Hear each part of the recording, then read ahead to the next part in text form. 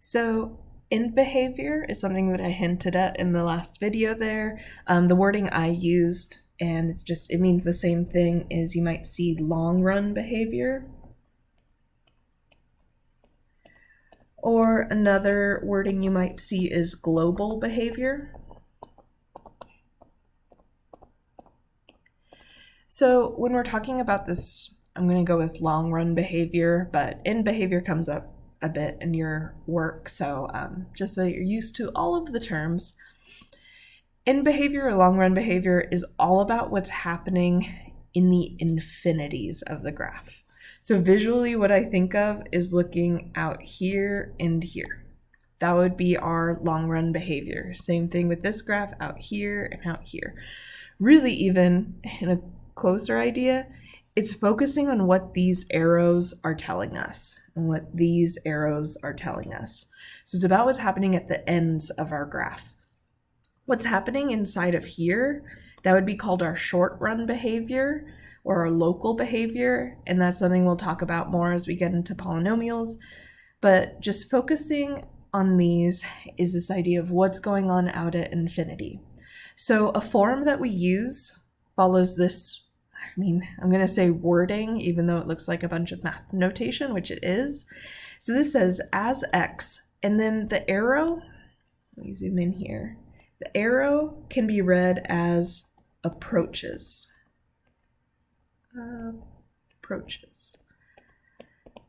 So as x approaches negative infinity. So what that means visually in a graph as x approaches negative infinity is if we imagine starting at x equals 0, what we're doing, and you can kind of imagine like a person walking along the x-axis here, for them to approach infinity, it's them walking in this left-hand direction. So walking out towards x equals negative infinity, even though x can never equal negative infinity. That's why we use this wording of approaches, is that as we go further and further to this left-hand side, so the direction here is left, from x equals 0, and then we say f of x approaches, and then what we need to do is fill in the blank there. And in certain functions, this could be a number. With polynomials, it's just going to be positive or negative infinity. Basically, is it going up or down? So when we deal with f of x, there's going to be these two options. We're going to say f of x approaches, and if it's positive infinity, that means our graph is going up. If we say negative infinity, that means our graph is going down. So for this even powers, what I would do is I would write as x approaches negative infinity, f of x approaches. So what I'm doing here is I'm thinking about as x moves further and further to the left for these even powers, f of x, which is y, well, that's going off to up and up and up. Our y values are getting larger and larger and larger as x is moving to the left.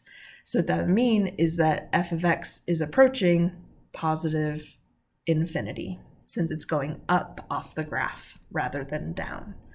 So it's kind of these two movements here. As x approaches negative infinity, f of x is going up. Now our other piece to long run behavior is looking as x approaches positive infinity. So positive infinity is over on this right-hand side. So same idea of thinking of starting at x equals 0, as x approaches positive infinity is this idea of moving to the right-hand side. So we want to see what is our function doing as we move to the right-hand side. So we need to fill in the blank here. And same idea, we'll use positive infinity for up, negative infinity for down. So with our even power function, as we move to the right here, our function is going up and up and up. These y values are getting larger and larger and larger. So that means we're going towards positive infinity. So as x approaches positive infinity, f of x approaches positive infinity as well. For positive infinity, it's sometimes includes the positives that you can see. I even switched between these two. If you leave it off, that implies that it's positive. If you include it, then you definitely know it's positive. Either way, it's the same exact thing. So you'll kind of see me switch between the two, but it means the same thing. Just for consistency here, I'll write a positive infinity for there, but it can be seen as just infinity without the positive symbol, but that would also mean positive infinity. So everything that I wrote here, this all together describes the long run behavior of our graph. So when you're asked to describe the long run behavior, this is what you want to answer with. And the structure that I wrote up above here always stays the same. What's going to change is what goes in for these red boxes here. What does f of x approach? So let's do this with our odd power functions. So I can even write my structure down. I can say as x approaches negative infinity, f of x approaches, and I'm going to look as x approaches positive infinity, f of x approaches, and go from there. So as x approaches negative infinity, so I'm thinking about going to the left-hand side here, and what is our function doing? Well, our function is going down. So our y values are going down, down, down, down, down towards negative infinity. So as x goes to the left, our function's going down. As x approaches positive infinity, so as we go to the right-hand side, our function is going up and up and up. So our y values are getting larger and larger and larger. So that means f of x is approaching positive infinity. So long run behavior is all about what's happening with these arrows at the ends of our graph.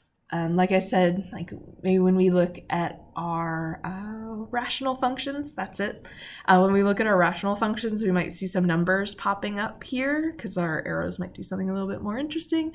But with polynomials, we're going to be going off to positive or negative infinity. So with that, filling in the blank here will just be positive or negative infinity.